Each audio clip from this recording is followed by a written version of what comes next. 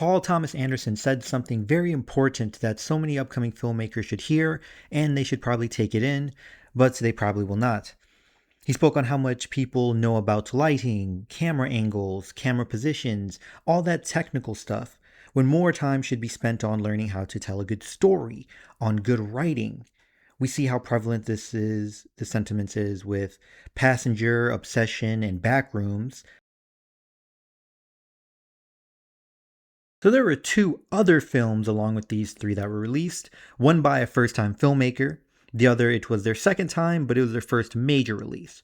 Both with just as good visuals, with much better performances across the board, arguably better use of color, better exploration of the themes presented, and got incredible audience and critic reception. But that meant none of you went to watch and support, further proving many people's points that so many of you speaking about sinners and supporting underrepresented art was all performative at best, because you chose to instead hype up average work from creators with a lot of potential, but currently have yet to find their voice.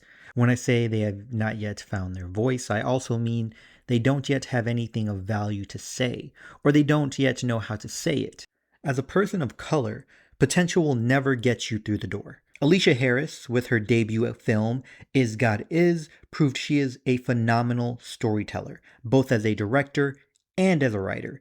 And this film is still not spoken in the same regard as Obsession or Backrooms, or spoken as often, and I'm not seeing as many people discuss how good it is. Brown and black artists must be exceptional just for an opportunity to possibly fail. Because of his following and having a good concept for a film, Curry Barker got the funding he needed and marketing to deliver an average movie that follows all the beats of a typical horror film, just at a smoother pace.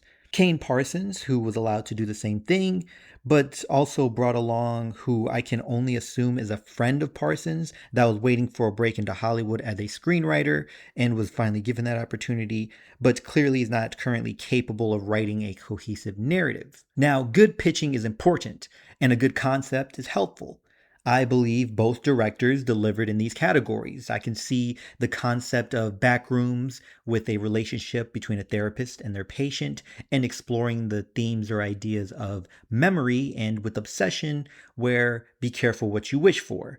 But the execution of these films was way off. Yet we have people claiming Obsession is the best horror movie of the century and above something like Get Out.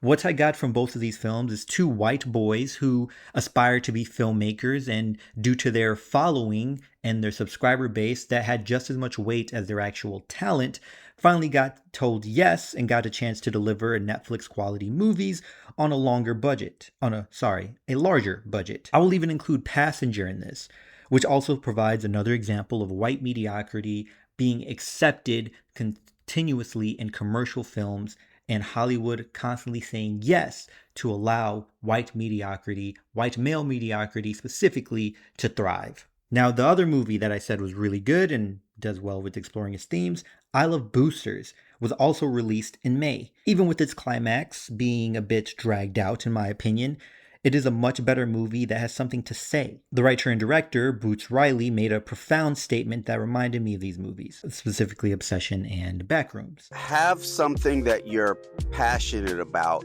more than you are passionate about filmmaking. You need something to guide your decisions. If your only passion is filmmaking, then that's like someone talking to someone who's passionate about talking, because they're going to find all the good words to say, all the long ones, the rare ones that you haven't heard before. They're going to figure out how to, all these things, but what they're not going to have is something to talk about. You can lie to me and claim you never heard of Is God Is, even though the trailer played in front of several films and has been promoted across social media. You can lie and claim you never knew about I Love Boosters, even though it is a neon film that had its trailer playing in front of A24 and other neon films, amongst others. Now, I have a hypothesis.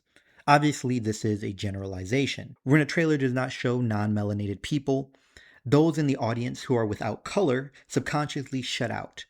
Their brains are telling them, this movie is not for me, because it has a brown and black characters and very few, if any, white characters. I had a few more bullet points and a few more things I wanted to explore when it comes to white male mediocrity in Hollywood, but I gave myself a time limit, so I'm gonna end it here. I just want to say, let's do better, and until next time, y'all take care of each other, check up on one another, make sure you check up on yourself, and remember, potential has no limit.